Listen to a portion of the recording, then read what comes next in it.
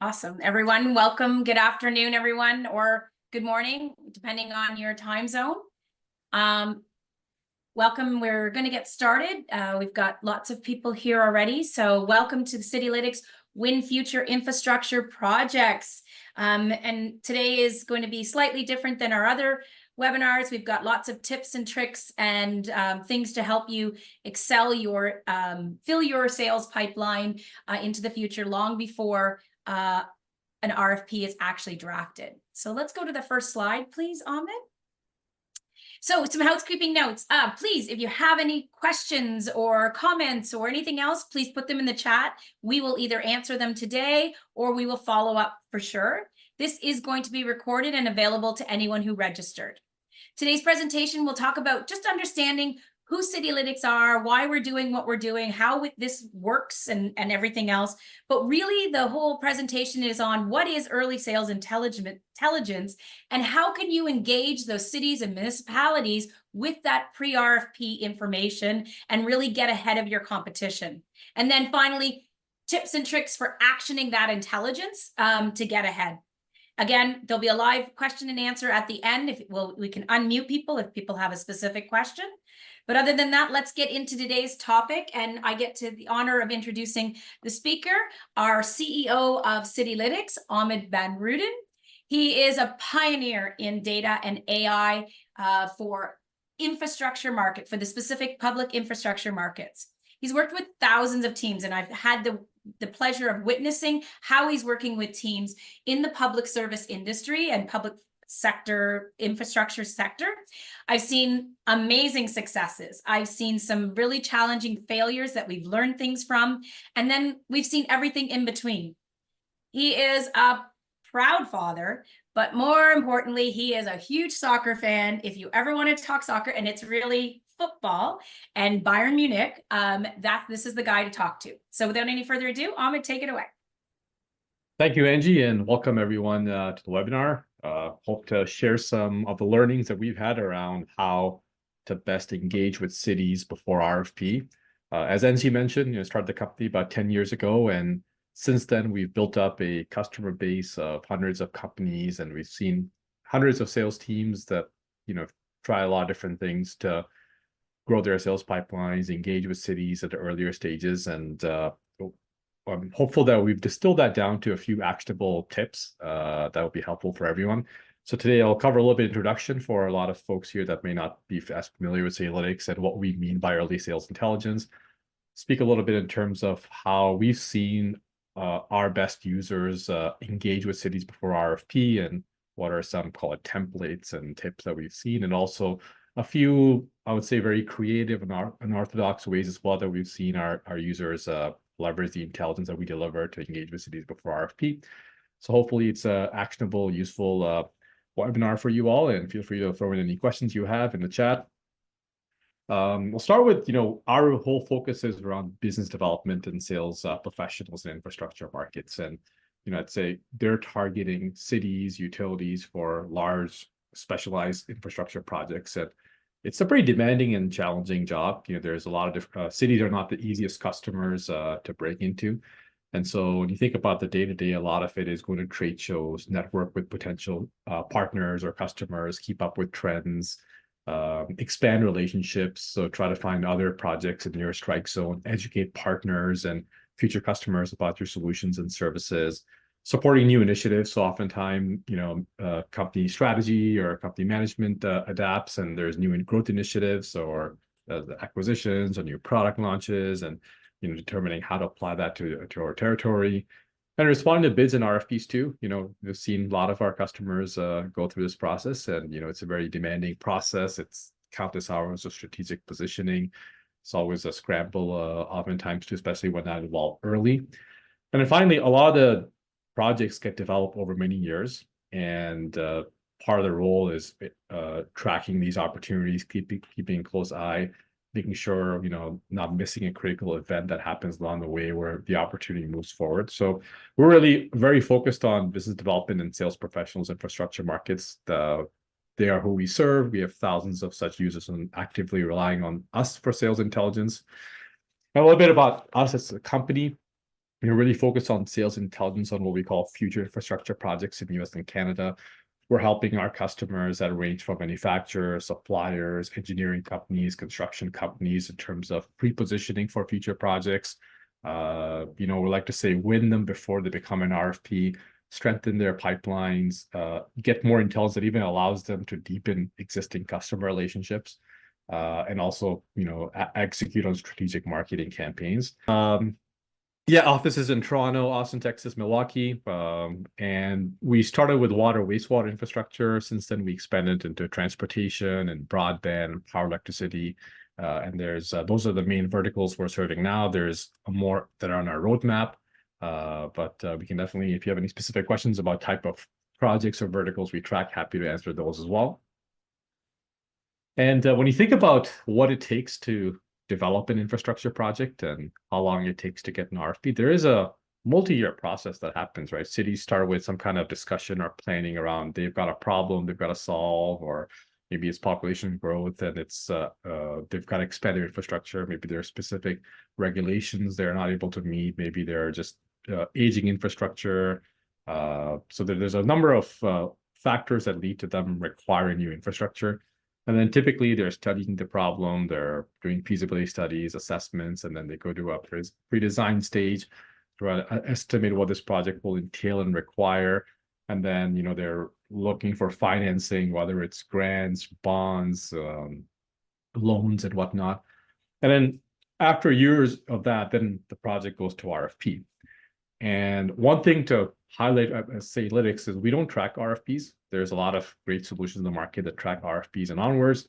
Our whole focus is that earlier stage on the left side, these triggers, what we call, where specific cities and utilities are at a stage where they're going to eventually go to RFP. We like to call it 1 to 5 years before RFP. But it is a different type of call it sales or business development process as well to engage with cities at the earlier stages, which is respond to an RFP. And that's hopefully some of the stuff that we'll talk a little bit about shortly. And how we get this data. So there's over 40,000 entities in our data warehouse, ranging from municipalities, towns, cities, districts, MPOs, DOTs, agencies, and whatnot. We're pretty confident it's the most complete listing of every single public agency that owns or operates infrastructure. And then all of those entities are generating, millions of new documents a month, from meeting minutes, budgets, planning documents, reports, permits, and whatnot. And so what we essentially do is we take all that data and turn that into useful early stage sales intelligence for our customers. One of the things we also understand deeply is that our customers and our users don't have time to go through all this data. And a lot of these documents are very long, hundreds of pages long documents. And usually there might be a couple of paragraphs that's especially of high value for our users. And so we do all that legwork for them because a lot of our customers are bandwidth constrained and they don't want to spend hours a day on all this research. So twice a month, we've got a technology that ingests any new public document generated from these cities and utilities, and we store it in our archive. Then we've got algorithms that classify it. So for example, what type of document is it? And even when was it published? And so there could be a document that's published a week ago, but it's actually 3 years old. It was just published late. So those are kinds of things that our algorithms sort through. Then we have what we call an extraction phase, where we're looking for specific pieces of intelligence that tell us a trigger of a future opportunity. So it could be a paragraph within a meeting minute, or a budget document, or a capital improvement plan that suggests that there's a city with a specific need that's eventually going to go to an RFP. And then the other thing that's unique about our platform is we have feedback loops that we've set up with our users, where they can, on their feeds, do likes, dislikes, bullseye, kind of like a Netflix or a LinkedIn. It refines their feeds. The more they use it, the more they use the feedback button. So our users just get more and more dialed in intelligence in terms of what they're looking for. And we serve largest players in the industry, regional players, niche specialists, manufacturers, construction companies, engineering companies, consultants. The common theme across all of them is they really want to influence the upcoming RFP, and they rely on us for that kind of intelligence. And obviously, there's other sources, whether it could be through relationships or networks or trade shows, but using a platform like us just creates a lot of BD efficiency for our customers. So I'll do a quick very short demo of the platform, just so we have context around what we do, and then we'll jump right into some of the tips and approaches that we've seen our customers use. So with that, I'm just going to flip screens and just show you a little bit of a visual of how our platform works. So this one is a transportation example. And so we've got what we call a priority insights feed. And essentially what we do here is we work with our customers to understand what specific type of insights are most valuable. And then based on number of parameters, whether it's the type of words that show up, the type of projects it is, the size of the project, the region, the feed gets refined to dial into their bullets, their most ideal insights that they want to see. And then we have broader all insights, which is a larger feed with, call it, everything that's relevant to their markets. So let's say, they've got a user can go in, check this feed and check, okay, I'm really interested in this one. You can click and view and dive into it a little bit more. And then we have a summary that explains the context of what this opportunity is. And then we extract the specific paragraphs from the meeting minutes or agenda or public capital improvement plan, or any public document really, and link right to it as well. And include contact information so our users know who to reach out to. And so this is kind of where a single opportunity view shows. And they have these feedback buttons, so they can say, bullseye, this is exactly what I'm looking for, or dislike, which then helps us understand better what type of insights we're looking for, or like, which is, okay, I want to see more of these. And so just to give you a bit of a visual representation of what our platform is, and we also have ability for them to sync to CRM or share with their partners. So this is the core of what we do, and then we've got some other functionality, which I'll skip for now. We can dive into a little bit more.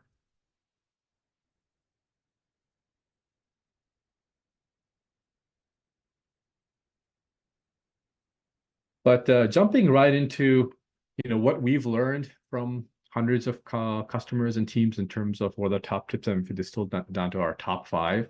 The number one is find the right person who's most responsible for the upcoming project, because that itself can take several months to navigating a city, depending on how complex the city is. But that's a big time saver for our users. The other one is really tailor the message to their needs and plans and challenges, because oftentimes a city might not be familiar with your specific solution or your expertise or your company, but they're also inundated with a lot of general outreach. And so being able to differentiate by highlighting the understanding of their needs is pretty critical. Communicating what is unique about your company's either service or solution, that just makes it a little bit more likely for the city to engage, especially if it's a context of their upcoming projects or needs. Referencing past case studies, as we know, they're very risk-averse customers, and they need to see proof points of whatever is being proposed to them will work. And the more you can show them very relevant, targeted case studies in the outreach, the more likely they are to be interested in learning more. And then a clear call to action, which is, because this is not an RFP stage, this is long before RFP. And so what's the best way to engage them? So it could be a webinar, it could be a lunch and learn, it could be an introduction to them through a partner, it could be a site visit, it could be a pilot test. So whatever your approach is in terms of engaging with cities and utilities earlier, that's something to clearly define and include in the reach out. So I'll share a few templates of examples that are we made a bit general or based but there's some very common patterns that we saw from customers that were especially successful in terms of reaching out to cities. So again, this can be much more adapted and enriched to your specific needs, but a few things I want to definitely call out here. So one is the subject line, just reference the upcoming project. That just makes it more likely to grab their attention. And again, this is if you're doing an email outreach to the city or utility, and you've got email contact information from Citylitics. And then a bit of an introduction about who you are and what you're specifically reaching out about. And then oftentimes they've got specific needs. So for example, in this case, it's some PFAS compliance planning, but it could be any kind of infrastructure need. And so the more it's tailored to that need or plan that they have, the more likely they are to respond. And then secondly, being able to show them that this is not just a generic outreach, because that's what typically they will ignore. But if there's one where, hey, I've done some research into your needs, and I have looked at your capital improvement plan or a meeting minute, and I understand this is a priority or a need. I also some of our customers, oftentimes the first meeting is an hour-long meeting of the city just explaining their capital improvement plan. So if someone comes in just knowing that information beforehand, they can essentially cut a couple steps in the process and really get down to what solutions and where the fit might be. Relevant case studies are pretty important. Again, this is highly generic, and I'm sure you all can make it more specific to your company, but being able to show very specific results or outcomes or metrics that you're able to achieve with similar projects or similar customers really helps intrigue them. And then a specific call to action. So is the approach to do a webinar, do an on-site or a phone call or plant tour, whatever it is, just defining that. So it's a very easy thing for a city to accept or say yes to. So that's one example. And I'd say typically, for our customers, we've seen 10 to 20% response rates for this kind of approach. Obviously, not everyone's going to respond, and sometimes it's not the right person, and sometimes it might require navigating different contacts to get to the right person. But generally, this kind of approach we've seen pretty successful within our customer base. Now, let's say it's more that you're a consultant or engineering firm, and you've got a specific expertise for an upcoming project. So let's say this is an upcoming broadband project, and you specialize in broadband studies. Similar approach, you reach out with who you are, what firm, and what specifically you're coming in to talk to them about. Show them you've done the research, so that intrigues them a little bit more in terms of connecting with you. Show them again that expertise, the relevant case studies, specific metrics. If you can, I've seen some customers include quotes too from their other customers in their outreach. That again helps build more social proof, more credibility. And then what's the call to action? For example, hey, I'll be in the area, would love to see you on site, tell you a little bit more what we do, or a call, or whatever the case might be. And again, you can adapt this, you can make it much more enriched to your specific products or solutions or services or project types or expertise. But generally, this is, I think, a good formula or template to follow. Now, let's say it's a phone call, which is, calling the city or utility, and the key messages are very similar, but it's just a different medium in terms of reaching out to them, right? So you can get the phone numbers right from our platform. You can reach out and, tell them why you're calling about an upcoming project. One thing that's interesting is, our customers tell us this too, is that a lot of times it's about asking them about the project because you have them on the phone. So you can ask them a little bit about what is the status of the project? What's the next step? So when are you planning to go to RFP? Are you open to hearing about new solutions or services that could help? And generally, when the city's in the earlier stages, that's when they're most inclined to be most open to hearing about new solutions. As they get closer to RFP, they generally get less open about, because they've kind of decided directionally they're going to go. So this is a great time to engage with them. And then here you can learn more about the project or need beyond what is published online, and they'll talk a little bit about where they're at, what they're looking for, what's important to them. Again, highlight your specific expertise, value add case studies, and then have a very specific call to action in terms of how you connect with the city and engage with them a little bit more. And so generally this approach we've seen annually from our customers, 30 to 40% connect rate, but it can take up to 8 attempts to connect, especially some of the smaller cities or utilities where, they might not always be in the office, or they might not pick up, or they might be a general line. You have to work through that to get to the right public works director or the right contact. But there is a good hit rate once you get to them. And then another approach that we see a lot of our customers use is they connect with the city or utility with a partner firm. So let's say it's there's a design engineer listed, and someone wants to reach out and they have a relationship with that design engineer, or a manufacturer firm has a rep channel that's responsible for this territory, or kind of many other ways where, depending on strategy, you've got different OEM relationships and whatnot, and you want to reach out through a different partner. So one of the things that we enable on our platform is you can share any insight on Citylitics with your partners, even if they don't have access to the platform. So, and usually what I see our customers do is a very short message. Hey, here's a potential project in Colorado. We've got some intelligence that we've seen here. Could you help us get in front of them and for us to speak a little bit more about an opportunity here? And pretty quick, straightforward, but it also enables, because your partner firm might have other priorities, and it helps you maximize that relationship with the partner firm. And I'll share a few call it more creative tactics that we see some of our users use. So we have a metering customer, and one of their users saw a very bullseye lead on their Citylitics intelligence feed, and then realized when they looked at the demographics data that the town is actually just 2.5-hour drive from his own office. So this is, by the way, not a picture of that person. It's just a general picture, but just to represent the what the meeting a little bit. They so then he just drove to the town unannounced, but he knew exactly what they're looking for, had all the details from the intelligence that Citylitics had provided, introduced his firm, the product, the solution, connect the dots to what the city needs, and within 8 months got requests for budgetary information from the city and is in a pole position to win this project. And obviously probably won't apply to every single example, but I thought this was a pretty creative way to break into a new possible customer with right intelligence. Another one is a lot of our customers go to trade shows.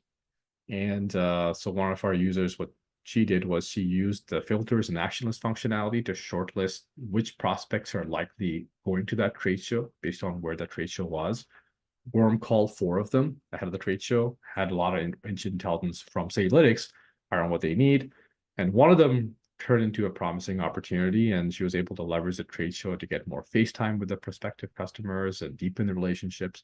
So this is a way to, when we really say marrying intelligence with trade shows, where you can use the best of both, with trade shows for that face time, but intelligence in terms of, targeting the right customer.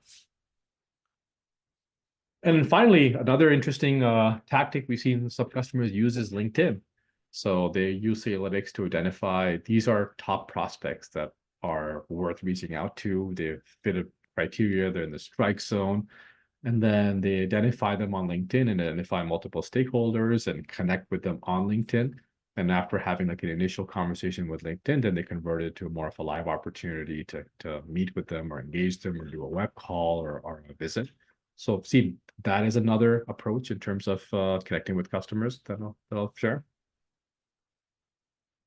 Yeah, as I mentioned, and I'm sure you all see this too, but cities and utilities aren't the easiest customers to break into. It can take 8 calls to get in front of them, even leaving voicemails. Combining emails and phone calls can often be very successful. It's important to be timely, because as soon as that intelligence comes in where we know that's an active topic or discussion within the city, that's a great time to outreach and connect with them. And the more we can leverage the insights in those conversations, so anything from budget numbers, project IDs, timelines, scope of the upcoming project, the more likely they are to engage, especially when it's someone who you haven't worked with before, they haven't worked with you before. The intelligence really helps connect faster with the city and utility.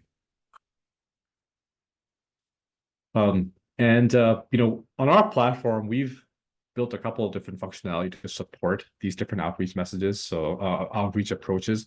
So we know that, obviously contact information, whether it's LinkedIn, email, or phone call, those are 3 of the more top options for our customers to connect. So we put that we make that available on our platform. So a BD professional, sales professional can leverage it and reach out and connect with cities. And the other one is making it, as I mentioned earlier, we want to make it easy for our users to leverage their partner network in order to reach out to cities. And so similar, you can generate links or export PDFs of opportunities and use that to share with your partners, so they have context into the opportunity, and you can work together to generate to engage with that city or utility. Cool. So a couple more slides, and we'll wrap up here. But if any of this intrigued you and this was kind of helpful, and you want to talk a little bit within your company in terms of introducing Citylitics to organization, I'd say a few things to think about. One is the sales team, business development team themselves. How eager are they to to approach prospects 1 to 5 years before RFP? Is it more still reactive approach, a reaction to RFPs, or is there interest in terms of being proactive and influencing RFPs? The sales leader, what kinds of opportunity do they want to target? At a maybe executive level, what are their growth strategies? Are they open to investing in predictive sales intelligence? Oftentimes our customers have analyst roles that are doing a lot of this work manually. So what type of intelligence are they doing manually, and are there ways to supercharge their productivity? There's marketing leaders in the organization. What are their lead generation priorities? How can this kind of intelligence tie into their focus areas? And then increasingly more and more CFOs are get involved in these kinds of conversations, and determine how open are they in terms of investing in intelligence. And final slide, but how to determine if Citylitics is right for you. Well, one is, how mature is the end market? Is it an established market where buyers are buying the same solution or service, or is it a market where you have to go and educate about your firm or your service or your product or solution? Because if the more education you have to do, obviously the more early you have to start, and that requires early sales intelligence. And then, what type of projects are you pursuing? And that just really helps determine the type of data that you would get from Citylitics. So they're very specialized niche projects. Are there category of projects you're targeting? How important is it to influence RFPs? Does it make a really big difference in win rates? So a lot of our customers, they'll tell us that, hey, if I'm not pre-positioned, my win rate at an RFP might be 2 to 5%. If I am early and involved, it's going to be over 20% plus. So the math just works out where the need is strong for early sales intelligence and influencing RFPs. And then finally, it does require, it's not just intelligence, right? It's also BD team or sales team that's going to engage with this intelligence and generate opportunities, and how set up are they to pursue these opportunities at an earlier stage in RFPs. So with that, here's my email if you have any follow-up questions, and happy to take any questions that have come through at this webinar. Thanks, Ahmed. We have two people have asked similar questions, so I'm merging them together because they're both on CRM. So you touched on it in the demo about being able to sync to CRM. So the first question was, which CRMs do you sync to? And the second part of that question is, does somebody assign those leads, or how do they go into the system, and what does that happen? How does that happen? Yeah, good question. So on the CRM integration, we pretty much connect with any kind of CRM. It's a very simple process. We have to work with your CRM admin to get an authentication flow, so our system can push insights to your CRM. And then we have to do a data mapping exercise where we want to confirm in what way you want to see the data show up on your CRM. And after that, it's just a click of a button where anyone can push an opportunity within your company to CRM. We do have an ability for you to give us regional territory maps, and then we can assign opportunities based on counties or state level, or what we call indicator level, which is these types of projects go to this person, these types of projects go to this person. And so what we do is we assign those insights to that person, so they can log in and they can see insights that are specifically assigned to them. Some customers prefer to do that themselves, and so we enable that kind of workflow too. But oftentimes they'll just leverage our capabilities to assign insights. Awesome. Another one that's just come in is, how customizable are the intelligence feeds, and can they be tailored to my specific industries or geographical regions? Yeah, they get very, very specific, and that's one thing that surprises our customers and users too, because that's something we've learned too, is most of our users don't have enough time to parse through a lot of data. So they want to get the most useful, actionable intelligence as fast as they can.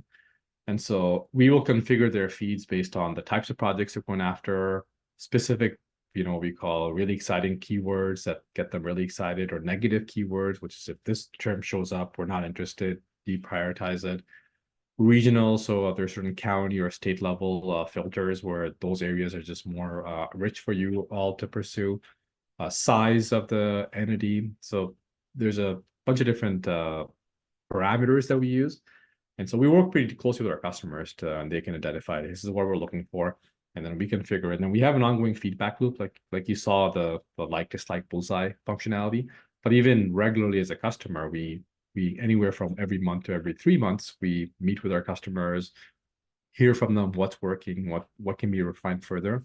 And we're constantly fine tuning because the more we can save our users time, the happier they are. So this kind of, I think, piggybacks on what you were just talking about, but how does Citylitics ensure that there's accuracy and relevancy to the predictive sales intelligence that they're providing in the loop or in the feed? Sorry. Yeah, we only get data from what cities and utilities have published. So it's accounts, and it is linked right there too. So this is a meeting minute where they discuss this type of project, and we'll extract that, and we'll find linked right to it. So it's essentially as accurate as what the city is publishing or saying, and so we're not getting this data by calling the city or extrapolating. We're just giving exactly what is being published and said explicitly by the city or utility. So that's how we maintain accuracy. And I think it's just also working with their customer success manager, the bullseyes, the dislikes and likes, and we'll make sure that it connects to them. Yeah. Yeah. I love this question. I don't know if we have the answer to this one, Ahmed, but obviously your Citylitics is taking away all the manual gathering of the data for us. Do we know how much time it actually saves a company? It ranges per customer to customer. I think the reality is most BD professionals, they'll do a little bit of research, but they're not going to spend, they're not going to be wanting to spend hours a day on research. So I think rough estimate, it's anywhere from 10 to 20% that we could probably drive in terms of when we measure sales efficiency gains that our customers get, or BD efficiency gains that they get. But some of it is also in the form of the better intelligence that helps them focus on the right opportunities. So that's another way that they save time, because in reality, no one's gonna go through every meeting minute or every city and every capital improvement plan to find opportunities. It's just not feasible without our software capabilities. But I'd say overall, we make a good impact in two ways. One is they don't have to do that work. We extract the paragraph so they don't have, they can go to the document and it could be a hundreds of pages long document, but we've saved them time by pulling out the specific paragraphs of interest. And and by giving them better intelligence that helps them save time in terms of knowing where to focus, they naturally just get more efficiency from that too. All right. How many hours on average do you see that your clients spend on the platform? And what are the main features that your clients use? Yeah. So we actually don't see success as how many hours our customers spend on the platform. We see it as how much opportunities or value they get. And so the typical user will use it 2 to 3 times a month, but every session might be 5 to 15 minutes, sometimes hour-long sessions, but that's not success for us. Success for us is our users can go in very quickly, find what they need, and go in action. So that's the typical user's profile. Anything I think less than once a month is probably they're not fully getting the most out of our platform. And then in terms of the main features they use, Priority Insights, that feed is the most popular one because it zeroes in on that user's interest. So they're not seeing, like, they can go and see the broader feed, but they get to see their most actionable, most bullseye insights in one place, which is what they all consistently share positive feedback about. And then, we've got other search functionality when they're exploring, but most of them want to very quickly see, okay, what do I need to action this week, this month? What's happening in my region with my customers, my prospective customers? And our goal is to get those answers to them as quick as we can. I think that is all the questions we have, but if anyone would like to come off of mute and ask Ahmed a specific question, his email is there. We can arrange a talk or just send an email with the questions and we'll gladly get them answered. Thank you all for attending. Hopefully it was some helpful tips in terms of how to reach out to cities and utilities and leverage early sales intelligence. Thanks, Ahmed, and everyone have an awesome day. Thank you, everyone.